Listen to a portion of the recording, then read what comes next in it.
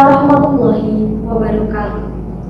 Jalan-jalan di pagi hari, singgah sejenak di bawah pohon kenari. Sebelum memasuki ranah argumentasi, izinkan kami untuk memperkenalkan diri. Kami dari tim Universitas Islam Nahdlatul Ulama, saya Lutfiani sebagai pembicara pertama, dan rekan saya Ahmad Fatahila sebagai pembicara kedua, dan Nora Anggun sebagai pembicara ketiga. Dewan juri yang terhormat dan rekan berpikir intelektual muda yang kami banggakan. Di sini kami berada pada posisi kontra, yang mana tim kami tidak setuju bahwasanya new normal adalah untuk memanjakan kapitalis dan merupakan kejahatan genosida berat. Melainkan tim kami berpihak bahwa new normal adalah untuk kepentingan rakyat. Terkait hal tersebut, izinkan kami untuk mengemukakan latar belakang dari munculnya mosi perdebatan kali ini. Bahwa mosi perdebatan kali ini adalah berkaitan tentang isu atau opini yang berkembang di masyarakat, bahwasanya munculnya kekhawatiran akan penerapan new normal. Hal ini dikarenakan kasus COVID-19 belum tuntas dan antivirus pun belum ada. Selain itu, banyak pihak beranggapan bahwa pembahasan mengenai teori konspirasi adalah alasan dibalik munculnya COVID-19 yang bertujuan untuk mematikan generasi. Selain itu, lambannya penanganan dan kebijakan yang membingungkan menimbulkan keraguan terhadap keseriusan pemerintah. Di lain pihak, dilansir dari detik.com yang menyebutkan bahwa Indonesia hampir dilumpuhkan oleh COVID dikarenakan pembatasan kegiatan sosial yang mengakibatkan laju roda perekonomian menjadi terhambat. Dalam hal ini, opsi diterapkannya new normal adalah untuk mendukung kepentingan ekonomi kapitalis. Padahal berbicara mengenai perekonomian sesungguhnya tidak melulu tentang kapitalisme, melainkan tentang kesejahteraan yang sudah seharusnya bangsa Indonesia upayakan. Soekarno berpesan, gotong royong adalah pembantingan tulang bersama, pemerasan keringat bersama, dan bantu-membantu bersama. Amal semua untuk kepentingan semua, pemerasan semua untuk kebahagiaan semua. Holopis untuk kepentingan bersama. Untuk itu, Dewan Juri yang terhormat dan kawan-kawanku semua, dibutuhkan sikap gotong royong untuk dapat melewati masa pandemi. Terkait dalam hal ini, ada dua argumentasi utama yang ingin kami sampaikan. Pertama, perlu kita pahami bersama mengenai inti konsep dari kapitalisme. Dalam hal ini, menurut C.M. Roman, kapitalisme adalah suatu sistem ekonomi yang bertujuan untuk mengadakan suatu kegiatan produksi dengan maksud menghasilkan keuntungan. Perlu kita pahami bahwa rakyat adalah komponen utama dalam sebuah negara dan harus diutamakan. Sebelumnya, Bung Hatta telah menyusun suatu konsep mengenai ekonomi rakyat tidak dapat ditafsirkan lepas dari penderitaan atau kesengsaraan rakyat. Dalam hal ini, konsep ekonomi kerakyatan tidak dapat dipisahkan dari kesejahteraan masyarakat. Dan dalam hal ini secara eksplisit maupun implisit telah terdapat dalam pasal 33 Undang-Undang Dasar Negara Republik Indonesia 1942. Yang kedua, dapat kita pahami dari tujuan didirikannya negara Indonesia adalah untuk melindungi segenap bangsa dan seluruh tumpah darah Indonesia, mensejahterakan kesejahteraan umum, mencerdaskan kehidupan bangsa, dan ikut serta dalam mengatasikan dunia berdasar pada perdamaian abadi dan keadilan sosial. Dengan demikian, memajukan kesejahteraan umum adalah suatu yang harus diupayakan oleh pemerintah secara berkesinambungan dan berkelanjutan. Dengan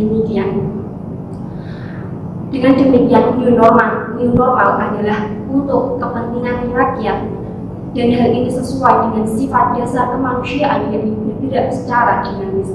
Akhirnya, negara dan gotong royong sebagai jembatan jika kepentingan rakyat adalah tujuan. Assalamualaikum warahmatullahi wabarakatuh. Dewan juri yang arif lagi bijaksana, serta rekan-rekanku, rekan berpikir intelektual muda yang kami banggakan. Perkenalkan, saya Ahmad Fatahillah, selaku pembicara kedua dari tim Universitas Islam Nahdlatul Ulama Jepara. Pada kesempatan kita kali ini, tim kami berada dalam posisi yang oposisi, yakni tidak setuju bahwasanya new normal membacakan kapitalis dan genocentric ini, melainkan new normal adalah kebijakan untuk kepentingan ekonomi rakyat.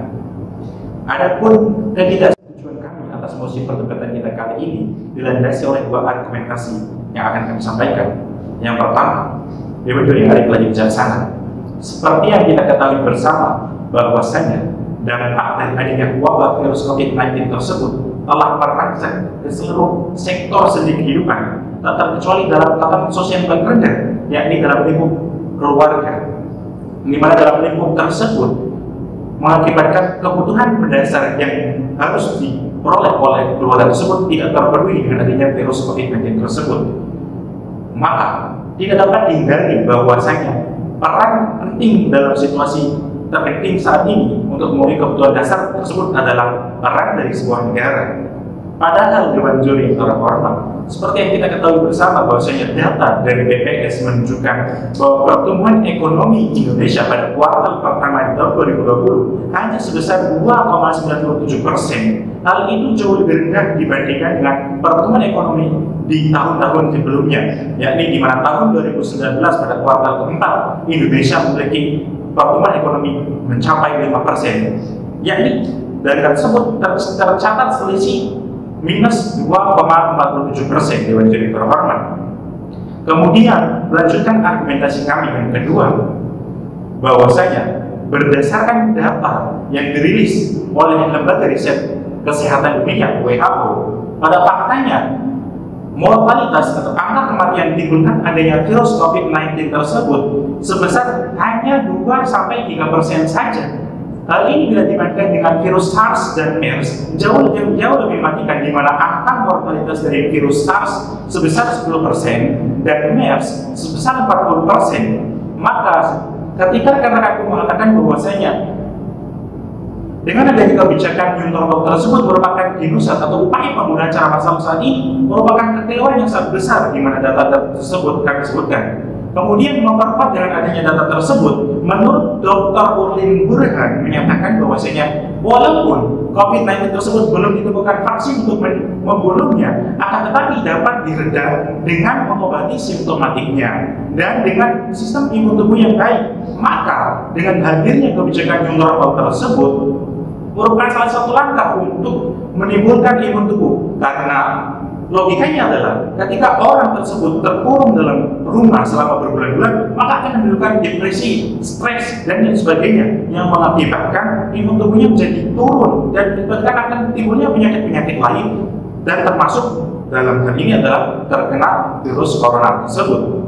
Dewan Juri yang arif lagi bijaksana, sebagai bangsa yang berketuhanan sesuai dengan sila pertama ketuhanan yang Maha Esa, maka ikhtiar yang kita lakukan bersama harus dibarengi dengan doa, karena doa akan memberikan kekuatan pada orang yang lemah, memberikan kepercayaan pada orang yang tidak percaya, dan memberikan keberanian pada orang yang ketakutan. Untuk itulah kami selaku pembicara kedua dari tim Universitas Islam Nahdlatul Ulama Jepara tetap bersikukuh menolak mosi perdebatan kita kali ini. Sekian dari kami. Wassalamualaikum warahmatullahi wabarakatuh. Assalamualaikum warahmatullahi wabarakatuh. Yang punya Dewan Juri yang terhormat, spesifitas akademis sekalian, perkenalkan nama saya Nona Agung, selaku pembicara ketiga dari tim Universitas Islam Nahdlatul Ulama. Pada masa perdebatan kali ini, kami berada dalam posisi kontra. Adapun ketidaksetujuan kami tetap dalam anggapan bahwa kebijakan normal merupakan kebijakan untuk memanjakan kepentingan kapitalis ataupun untuk genosida energi. Hal ini dikarenakan sejatinya kebijakan yang normal merupakan kebijakan demi kepentingan perekonomian rakyat Indonesia. salah satu argumentasi kami untuk membantah new normal merupakan kebijakan yang memanjakan kapitalis adalah yang pertama, menurunnya omset pendapatan UMKM sebesar 60% selama masa PSBB. Penurunan drastis yang dialami oleh UMKM disebabkan penerapan social distancing. Hal ini dikarenakan penguatan UMKM, sektor UMKM disebabkan oleh tingginya daya beli masyarakat. Oleh karena itu, seperti yang kita ketahui bahwa UMKM merupakan roda perekonomian yang sangat lekat dan dekat dengan masyarakat, terutama masyarakat kecil. Dengan itu, eksistensi UMKM merupakan wujud eksistensi perekonomian masyarakat itu sendiri. Melemahnya eksistensi UMKM akibat penetapan PSBB juga mempengaruhi laju perekonomian Indonesia. ASEAN Development Bank menyebutkan bahwa laju perekonomian Indonesia melemah menjadi sekitar 2,29% yang asalnya adalah 5,02%. Hal ini dikarenakan pada tahun 2018 UMKM telah menyumbang PDB sebesar 60% dan membantu penyerapan tenaga kerja sekitar 17,4 juta jiwa. Menurut Dirjen Pembinaan Hubungan Industrial dan Jaminan Sosial Ketenagakerjaan serta Kementerian Tenaga Kerja Hayani Rumondang menyebutkan bahwa pada masa PSBB ini terdapat sekitar 1,7 juta jiwa pekerja yang di PHK. Hal ini menyebabkan bertambahnya angka pengangguran di Indonesia menjadi 5,29 juta jiwa dan bertambahnya angka kemiskinan menjadi 4,8 juta jiwa. Dewan Juri yang terhormat, spesifikasi akademis sekalian, adanya penerapan PSBB yang merugikan perekonomian UMKM tentu mewajibkan pemerintah memberikan solusi yang cepat dan tepat terhadap kemerosotan perekonomian UMKM. Maka penerapan new normal merupakan solusi yang tepat dan cepat itu.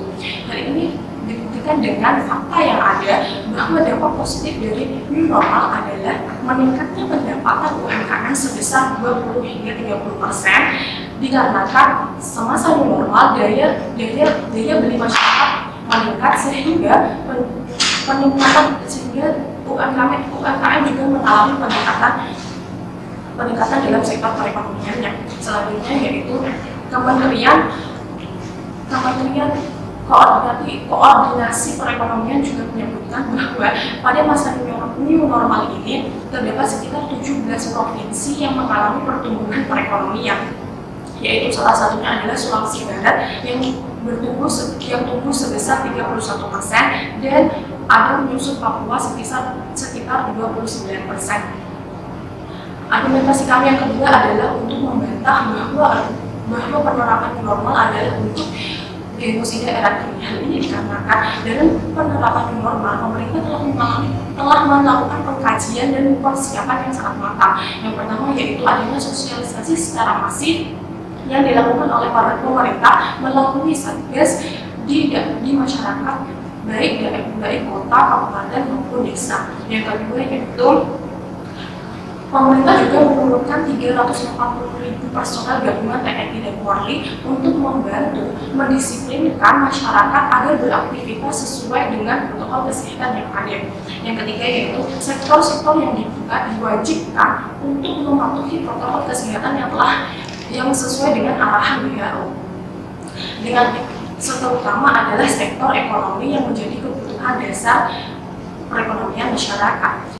Yang terakhir yaitu pemerintah dalam menerapkan new normal melalui tahapan yaitu dari tanggal 1 Juli hingga 20 Juli dan kepada 4 provinsi yang memiliki rasio positif rendah. Oleh karena itu dengan adanya persiapan dan kajian yang matang oleh pemerintah membuktikan bahwa new normal merupakan jawaban untuk menjadikan sektor ekonomi dan kesehatan dapat berjalan beriringan.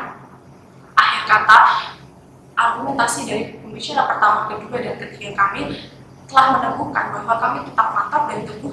Kami tidak setuju bahwa new normal merupakan agenda untuk memanjakan kapitalis ataupun genosida era ini. Wassalamualaikum warahmatullahi wabarakatuh.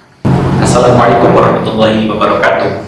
Dewan Juri yang ada di bijaksana, serta rekan-rekan intelektual muda yang kami banggakan. Tibalah kita pada akhir dari perdebatan kita kali ini. Maka sebagai akhir dari perdebatan kita kali ini, kami akan memberikan sebuah kesimpulan atau conclusion atas apa yang telah kami sampaikan.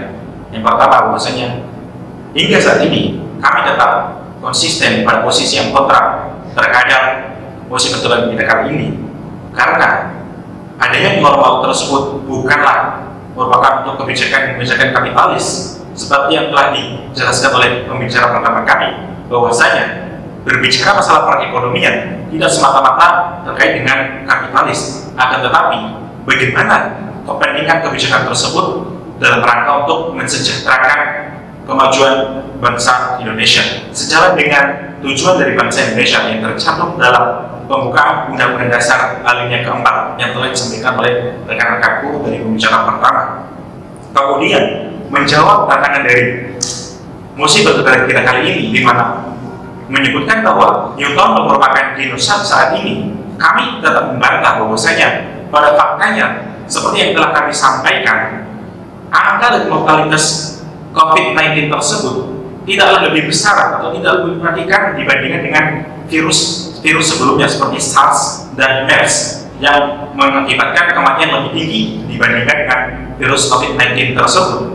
Maka dengan adanya kebijakan-kebijakan informal tersebut yang dimana protokol-protokol anjuran kesehatan yang dikeluarkan oleh pemerintah tetap diindahkan, maka akan terjadi elaborasi antara kesehatan dan membutuhkan pertumbuhan ekonomi yang menjadi stabil di masa yang sulit ini. Untuk itulah kami dari tim Universitas Islam Nahdlatul Ulama Jepara tetap konsisten menolak dengan tegas adanya musuh perdebatan kita kali ini.